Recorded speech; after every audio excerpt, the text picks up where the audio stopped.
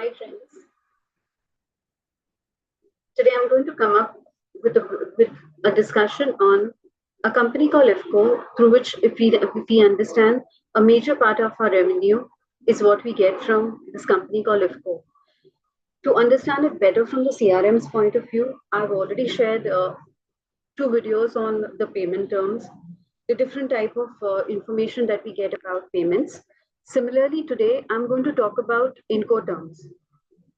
It's very well understandable that either the Incoterms for domestic products is ex-works or FOR at site. Now, when it comes to IFFCO, how do we communicate with the customer, whether when it is an ex-works consignment, and how do we communicate whether it is an for-site consignment, is what we are going to learn in our span of time or in our span of time during this video. So let us first discuss about when the Incoterms is simple, when it is FOR. Why I say simple is because whenever you talk about FOR, it is understandable that the transportation is to be arranged by us. Okay. In that case, what we do is it starts with an initial step, that is we send an email to the customer asking for an inspection and a dispatch clearance.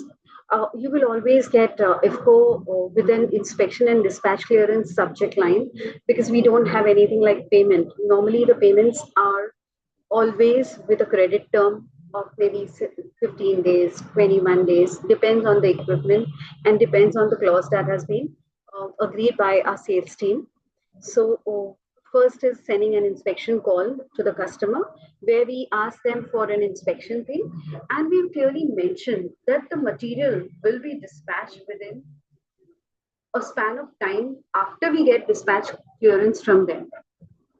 You have to be sure that when you're talking about dispatching, this particular time is that is being given to the customer, because what we are trying to say is that once you give us dispatch clearance, maybe if you have to get an inspection done or whatever is the requirement is completed, we will take 2-3 days. This 2-3 days for a FOR site consignment means that that material is getting packed.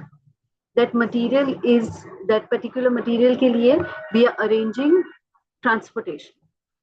Our dispatch team will take freight quotations from n number of transporters that they know within our vicinity and come to a conclusion to go ahead with an economical transporter. Then they have this vehicle by the transporter arranged at our factory. It includes the loading process.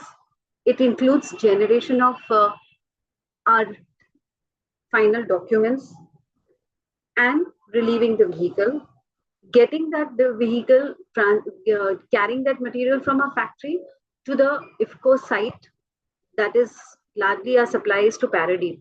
So the journey from Ankleshwar to Paradeep and handing over that material to the customer, that is unloading at their site. Okay, till then, I would not say unloading, I would say delivery to their site. So till then, this whole process for a FOR site is in the scope of GSC. That is, if the Incoterms are FOR. Yes, very important in this is when we say FOR site, we also cover the insurance part. The insurance during transit is also covered by GSC.